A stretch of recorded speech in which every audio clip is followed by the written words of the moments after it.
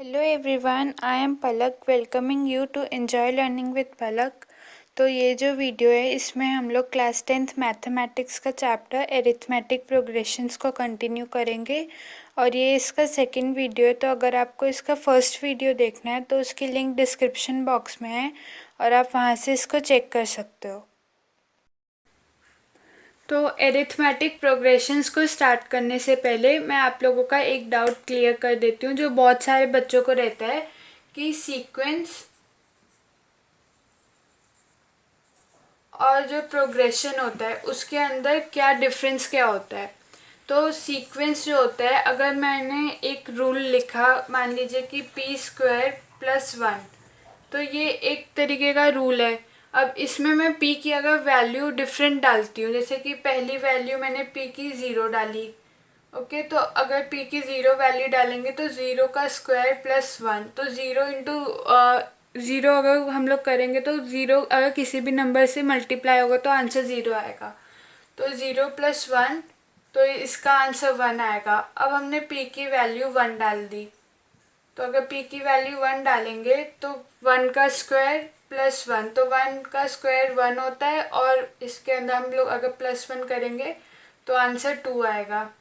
फिर अगर p की वैल्यू हमने 2 डाली तो 2² + 1, तो 2² होता है 4 और 4 + 1 होता है 5। और ऐसे अगर हमने p की वैल्यू 3 डाली तो 3² + 1, और 3² होता है 9 + 1 = 10। तो आप देख रहे हो कि इस रूल के अंदर अगर इस जैसे p² + 1 के अंदर हम p की वैल्यू अलग अलग डाल रहे हैं तो हमें अलग अलग इसके आंसर्स मिल रहे हैं। तो जैसे हमारा पहला आंसर आया 1, फिर आया 2, फिर 5 आया, फिर 10 आया, और ऐसे अगर हम लोग वैल्यूज़ डालते रहेंगे तो अलग अलग नंबर्स आते रहेंगे। तो अगर हमें सीक्वेंस को डिफ़ाइन करना हो तो हम उसको कैसे डिफ़ाइन करेंगे? हम लोग ऐसे करेंगे कि sequence is a list of numbers arranged in a definite order according to some definite rule. तो इसको अगर मैं समझाऊँ आपको, तो एक लिस्ट ऑफ नंबर्स होता है, तो ये हमारे पास ये कुछ नंबर्स का लिस्ट आ गया और वो एक किसी डेफिनेट ऑर्डर में है, वो किसी एक पैटर्न एक ऑर्डर में है कि 1 है, फिर 2 है, फिर 5 है। और वो ऑर्डर क्यों है? वो ऑर्डर इस रूल के वजह से है, p² + 1 की वजह से। अब हमारे पास एक दूसरा है प्रोग्रेशन। तो अभी प्रोग्रेशन क्या होता है? तो अगर मान लो कि मैंने लिखा है यहाँ पे एक नंबर 3, फिर एक लिखा 5, एक लिखा मैंने 7, और फिर मैंने 9 लिखा, और मैंने कहा कि अब इसके नेक्स्ट 2 प्लेसेस के नंबर्स आप बताओ। तो आप बोलोगे कि 9 के बाद 11 आएगा और उसके बाद 11 के बाद 13 आएगा। तो आपने ऐसा क्यों कहा? क्योंकि इसमें आप देख सकते हो कि एक कोई पैटर्न फॉलो हो रहा है, और वो पैटर्न क्या हो रहा है कि 3 में मैंने +2 कर दिया तो 5 आ गया, 5 में भी मैंने +2 कर दिया तो 7 आ गया, 7 में भी मैंने +2 कर दिया तो 9 आ गया। तो इस वजह से आपने 9 में फिर आपने +2 करके मुझे 11 बता दिया, और 11 में भी +2 करके आपने 13 बता दिया। तो आई होप कि आपको ये समझ आ गया होगा कि सीक्वेंस और प्रोग्रेशन के अंदर डिफरेंस क्या होता है। तो यही डिफरेंस होता ही है कि सीक्वेंस में किसी रूल की वजह से उसका पैटर्न होता है, और प्रोग्रेशन में जो हमें नंबर्स मिलते हैं वो किसी पैटर्न की वजह से होते हैं। तो सीक्वेंस में जो हमें नंबर्स मिलेंगे वो एक रूल के वजह से मिलेंगे, और प्रोग्रेशन में जो हमें नंबर्स मिलेंगे वो किसी पैटर्न की वजह से मिलेंगे। तो अब हम लोग एरिथमेटिक प्रोग्रेशंस के बारे में पढ़ेंगे, जिसको हम लोग शॉर्ट फॉर्म में एपी भी बोलते हैं। तो ये एरिथमेटिक प्रोग्रेशंस के बारे में मैंने आपको लास्ट वीडियो में बताया था, और अगर आपने वो वीडियो नहीं देखी हो तो मैंने लिंक डिस्क्रिप्शन बॉक्स में दिया है, तो आप उससे चेक कर सकते हो।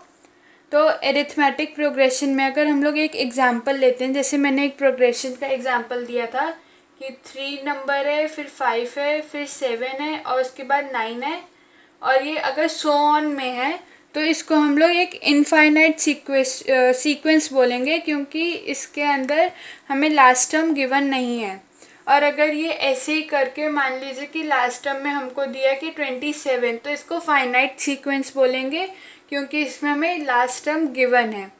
अब एक एपी में क्या क्या चीज़ें होती हैं वो मैं आपको बताती हूँ। ये जो 3 है इसको हम लोग A1 बोलते हैं, 5 को हम लोग A2 बोलते हैं, 7 को A3 बोलते हैं, 9 को A4 और ऐसे ही इसको अगर यहाँ पे ये रहता तो इसको AN बोलते हैं, क्योंकि इसकी हमें कौन सी नंबर की टर्म है ये नहीं पता।